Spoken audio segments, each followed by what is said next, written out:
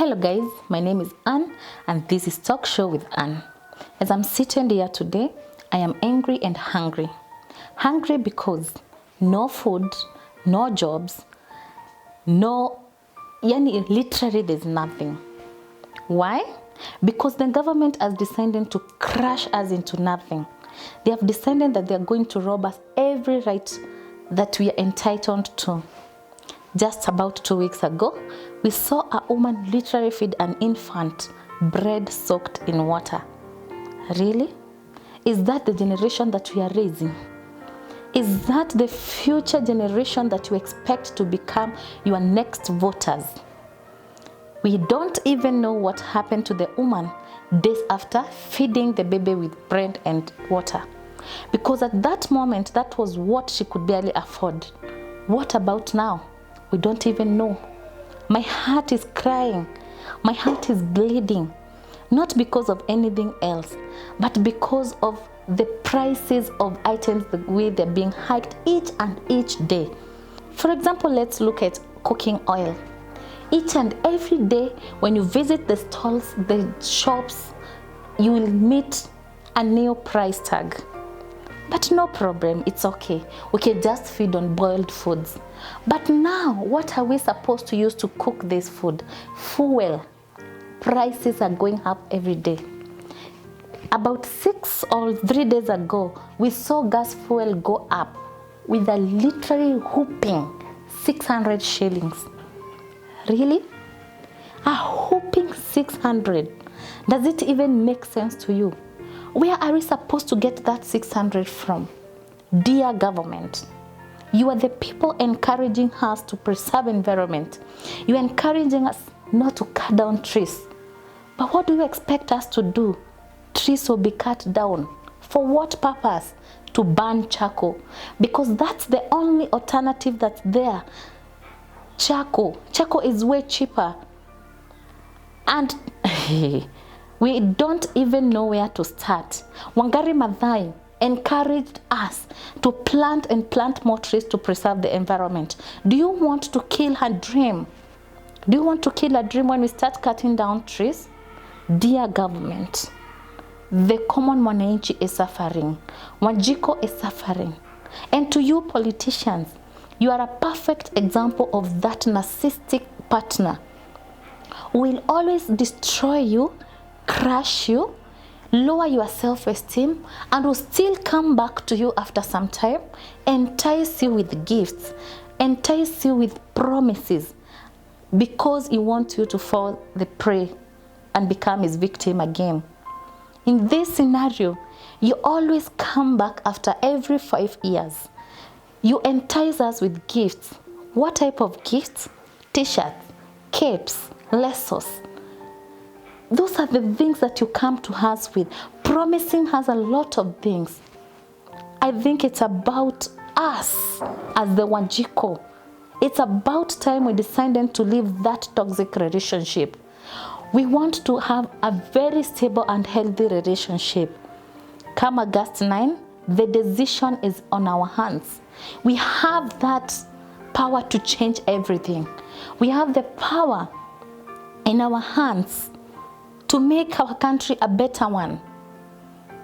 And even before you think of raising your hand, raising your voice, taking that stone to throw to your brothers and sisters or to your friends, just because your preferred candidate did not win the contest, just think and rethink. Is it worth fighting for? Dear Kenyans, dear politicians, and dear WANJIKU, you have seen what happens behind the closed doors and behind the cameras. These people are very good friends. They'll sit down, watch their TVs, and they'll be laughing at us as we fight here, as we pour blood, as we kill your sisters and brothers. They'll be watching and laughing at us. But when they come to the public, they must show us that, no, we are enemies. It's about time we realize that change begins with us.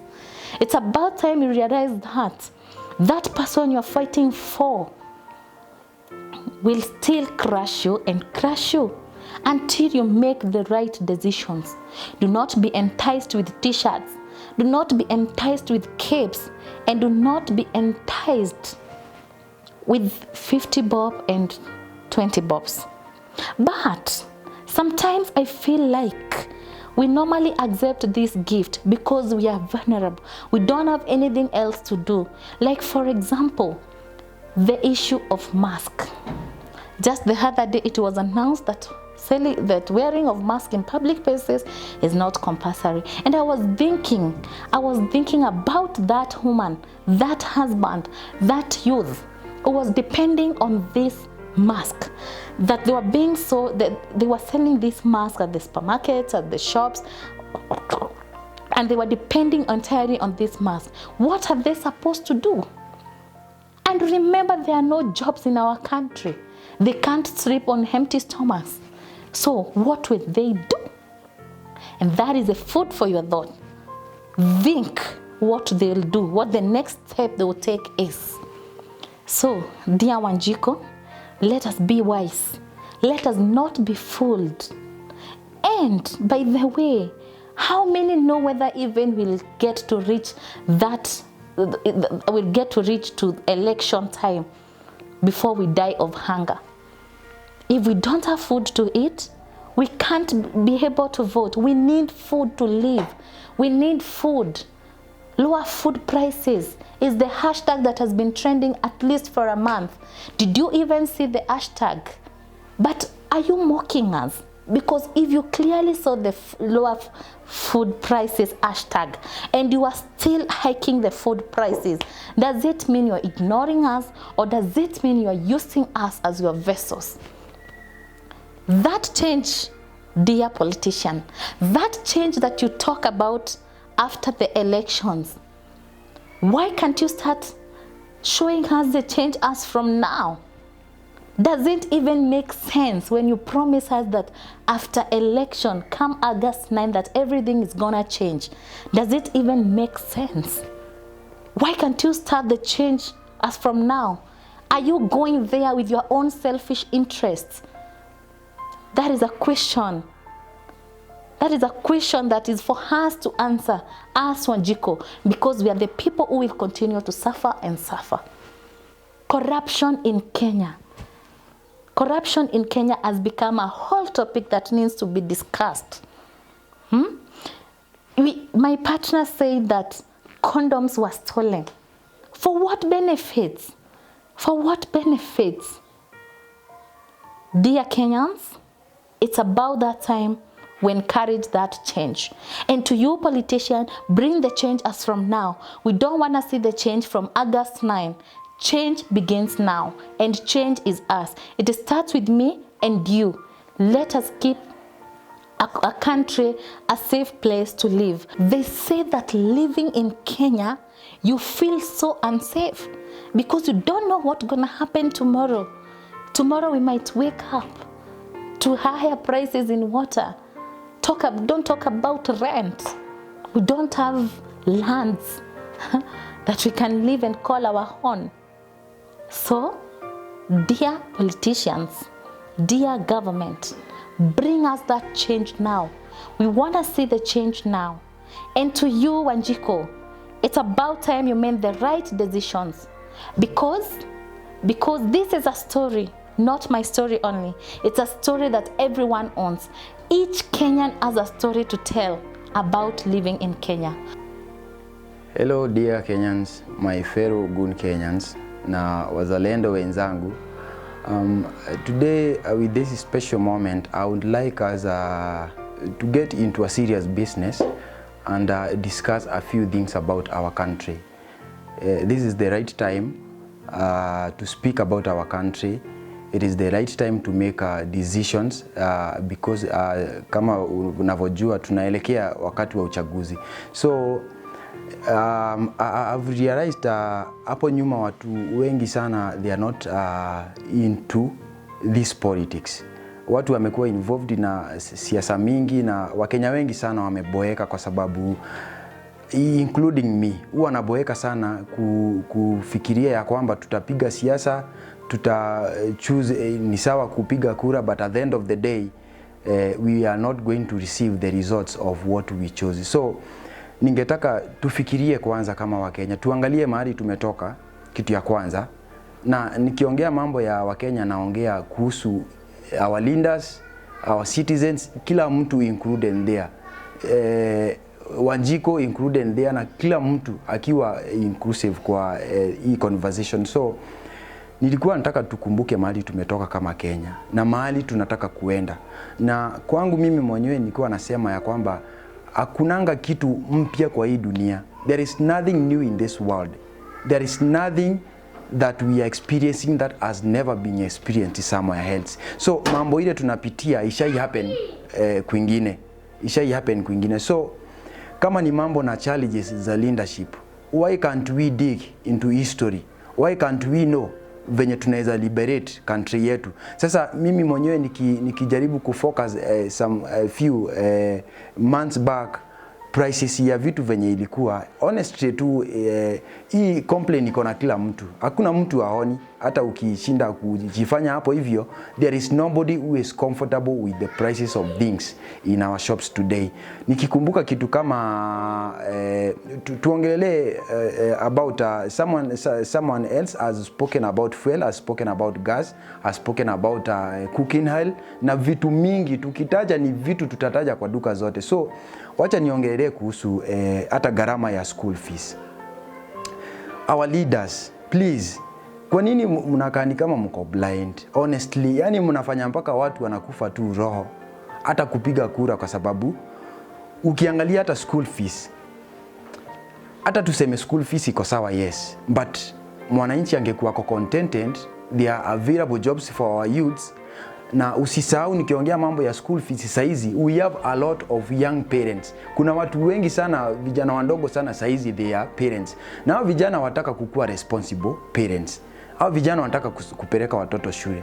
Hao vijana wanataka kulea familia zao vizuri, but you're making things hard for them. You're making things, yani hii nchi yetu saizi, everybody is in confusion. Yani kila mtu wako confused. No wonder unaona kila mtu sasa anataka kuingia kwa politics, because tumefanya politics ni kama the whole topic of the whole time.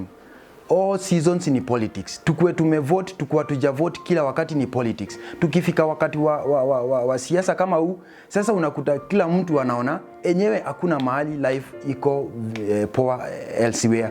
Hakuna mahali ingine unaweza tegemea kitu. Kama ni hustle zimeharibika. Hauwezi sema unaweza toka hapa hivi na ulee familia yako vizuri na comfortably through hustles zenyewe hakuna. So unakuta kila mtu anaona future is politics.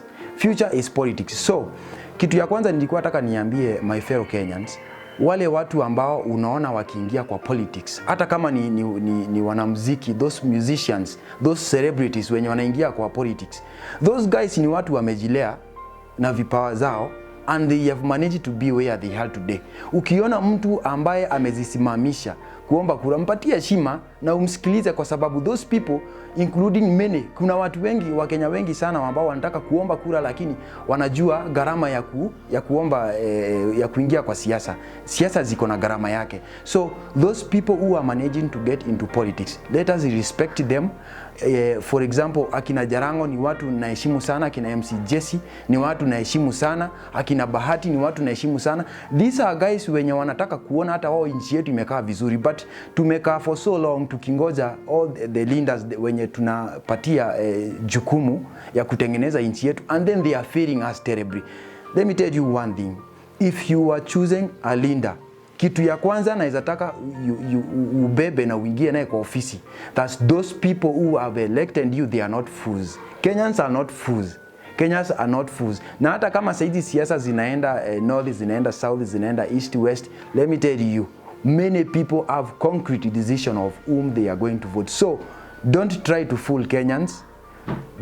Be yourself. Hiyo spirit yenye ilikufanya uingie kwa siasa na yenyewe. Na tuache tamaa, honestly. Na nimeona vitu mingi sana zimefanyika nchi yetu mpaka nikaona kumbe maendeleo ni kitu real na ni kitu inaweza happen. Only that tunakuanga na leaders very reluctant. Nimeona expressway imejengwa within a very short course of time. Imejengwa a giant project, and I'm telling you, Go drive all the way from Westlands to Mlolongo.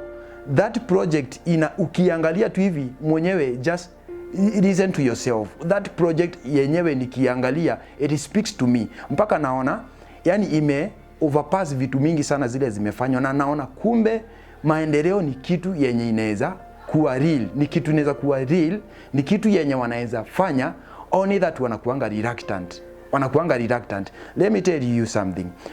Wanjiku analia sana. School fees iko juu. Maisha iko juu kila kitu saizi. My friend, hata kama tunataxiwa high saizi tukiambiwa maendeleo, at least hata hizo pesa tunatoa zenye tunanunua vitu juu, let us see them directly. Mimi nilikuwa nasema kama saizi skyline kama ya Nairobi saizi iko sawa, because with an expensive expressway, skyline iko sawa saizi. Unaweza furahia ukiwa unatembelea barabara ya juu na chini kwa ground ni watu wanakula vumbi. So I was saying this and I was thinking that viongozi wale tunachagua the next, kwa nini wasiangalie Wanjiku? Wanjiku amekuliwa na njaa, Wanjiku amepigwa na maisha, and then on top of all, Wanjiku anapigwa na vumbi huku mashinani. Watu wako Nairobi, but it is better mtu mwenye ako up country. Afadhali watu hata wanachoka na hii Nairobi, watu wanachoka na towns zenyewe zimechapa, mita yenyewe imechapa. I've been in many places and I've seen the situation the way it is today. It is not the way it used to be some years back. Some years back, life was good in some of these estates in Nairobi. Life was good, but saizi I'm telling you, maisha imechapa, tauni zetu zimechapa, watu wamekula vumbi, wananchi wanaambiwa sasa enda jiajiri. Youth wanaambiwa nenda jiajiri.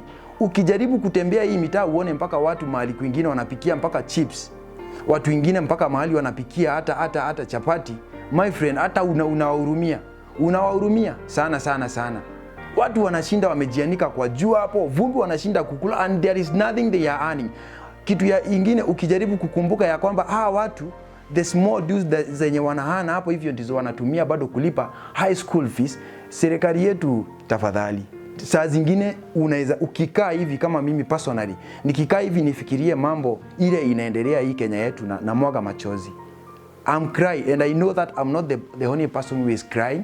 I know a lot of Kenyans are crying, a lot of Kenyans are praying, na tunaomba Mungu ya kwamba Mungu tu tusikize raudi. Viongozi wale ambao tutapata raudi, wacha wakuwe viongozi wa kutushughulikia, na tunataka tuanze a new history in our country. We want now to initiate new life in our country. Na nilikuwa naomba sana kama kuna watu ambao tunataka kupatia jukumu kubwa sana as we heading towards the elections. IEBC, please. And I know they have promised to deliver open, free and fair elections. That is all what we want. We don't want to fight as Kenyans. Tunataka peace. Na najua mimi kama Mkenya mzalendo, mimi nikishindwa genuinely, why should I resist the defeat? Kwa nini nisikubali nimeshindwa mpaka nikubali? So wacha uchaguzi ifanyike ya haki, IEBC, na naomba hata all the international organs zenye wanaweza kuwa in charge ya global peace na human rights, please for the first time show your actions, for the first time invest the spirit ya formation ya organization zenu, spirit ya formation ya IEBC. Please wacha hiyo effect yake isikike na wananchi wetu in Africa tunaumia sana. In Kenya I am crying because I don't know whether we gonna come across what Uganda went through the other day. Sijui kama ndio ita happen, but tunataka uchaguzi ifanyike ya amani. Wakushinda ashinde, wakushindwa ashindwe, hakubali, tuungane mkono na tuendelee kufanya kazi pamoja kama Wakenya, because at the end of the day there is life after elections and all we want is peace. So kitu ya kwanza, please tukue na umoja na tukue watu wa kufikiria sana wananchi, na naomba kila Mkenya mahali yako, ukue wewe ni myouth mahali yuko, kama umesema umechoka kupiga kura na utapiga kura tena, let me tell you my friend, only thing that you're doing, you're making your life worse than never before, kwa sababu ukikosa kwenda kuchagua, then umechagua ule mtu mbaya indirectly. That is the secret ya kukosa ya kuenda kuchaguana. Enda uchaguane hata kama umechoka. Naomba Wakenya wote mahali wako saizi wajitolee more than never before. Watu waende wapige kura hata kama ulichoka last time. Githeri man was there. Hata we beba ugali yako, beba githeri yako, nenda funga laini pale. Make sure you've casted your vote. IEBC give us clean results of the outcomes and tuta-accept na tutazidi kuishi pamoja kama Wakenya. So watu wapige siasa na adabu, na watu wakue wakupenda amani na umoja na maendeleo kwa nchi yetu, because at the end of the day chenye mimi utamani kuona nchi yetu ni barabara yenye iko imejengwa. Watu wale ambao walikuwa wamepigika na maisha wakikula vumbi huko, they have smart businesses. Na hata mimi unaweza fungua hata wewe haso mwenyewe, but saa zingine ukienda kuangalia environment yenye watu wanafungua biashara unaboeka. Utashinda hapo, unashinda hapo kukula vumbi. So with clean even streets, na wananchi pia nyinyi tukue watu wa kumakinika wakati tunasema mambo ya kuclean our streets. Serikali ikifanya kazi yao, hata nyinyi wananchi wacheni kushindana mmetupa takataka huko hivyo. Na naomba hata watu waungane, plant more trees. Gorofa zikimea Nairobi, miti na mea on the other side. So at the end of the day tutakuwa na conducive environment ya kuishi na watoto wetu na kugrow pamoja kama Wakenya. Thank you for so much. Hello. Dear government, dear politicians, today I'm a sad person. I'm a sad person because the cost of living is going up. Each and every day we wake up to hike in food prices. Where are we going to hide ourselves? Where am I going to get my next meal? I am a mother with 2 kids. I have to sacrifice my meal so that I can fend for my kids. Today I went to the shopkeeper. I had 70 shillings on me. The last time I checked, a half a kg of rice went for 70 bob. But today my shopkeeper told me it's 75. I had to choose between getting a debt or having an empty stomach. I chose the latter. But up to when will I keep accumulating debts just to feed my stomach? Up to when will I keep on hiding myself because I have debts that I cannot even pay? I don't have a job. You promised us jobs. As a youth, I don't have a job. My business is not running as it should. I don't even have employment. The people in employment, they're still stuck with the same salaries. There's no increment. How are we supposed to cope? You keep promising us every time when it's election time that you are going to improve our cost of living. Does improving our cost of living mean hiking the cost of living? Does improving the cost of living mean at the expense of the poor mwananchi? Up to when will I keep on going and searching for something that I know for sure you are trying to take it away from me? The food. They say for a man to live has to eat, but for us it's vice versa. I'm living to eat. Up to when will I keep on going and searching for something that I know for sure is being taken away from me? Your stomachs are full. You keep on going campaigning all around. How am I supposed to vote when my stomach is hungry? How am I supposed to vote when deep down I have resentment? Resentment because the politician who came to me last time promised me all these good things. He promised me heaven on earth. But now I'm all alone. Whom do I run to? I don't have anything to inherit from my mother. I don't have anything, in short, to inherit even from my family. But you people, you have everything that you need. It is enough for everyone, but you still keep looting. For why? For what reason? What will I tell my child? That I don't even have anything, any form of inheritance I can give him, apart from education. This education requires money. For my kid to go to school, he needs to eat. How will he perform when he has an empty stomach? Whom will he blame? He will blame me, of course, that I failed him as a mother. I brought him, I chose him, but still, I couldn't even give beyond the basics. For up to when should I struggle for basics? Yet, the earth has offered us all these natural resources, but you keep looting them. Let's talk of land. Every day, I wake up to news of land grabbing, corruption, Kemsa, the other day, I saw stolen condoms. For why? For what reason? How can you keep accumulating wealth that you don't even need? That even your future generations can still feed on, while someone else is struggling for the basics. I am hurting. I am hurting as a youth, I am hurting as a mother, and I am hurting as the future generation of this Kenya. Where am I headed to? I'll take nitachukua kura, lakini at the end of the day, I don't even have the motivation to go and vote, because whom do I trust? Every time you keep coming with new promises, you keep coming with this saint self-image that you're going to do better. But every time you go there, you forget about me. You forget about it was me who put you there. Then you start accusing me. I am not working hard. I am not doing enough. The jobs that were promised, why did I have to go and study if I wasn't assured of a job? Why did I go to study if I didn't know that I was going to languish in poverty? Why did I study if my certificates are somewhere lying in a box, faded? Why? Why do I keep on praying for my country, yet the same people I am praying for, they have no change? They say change comes from within, but up to when will this change come from yourselves? Hadi lini utaka ujiambie, I need to consider my neighbor.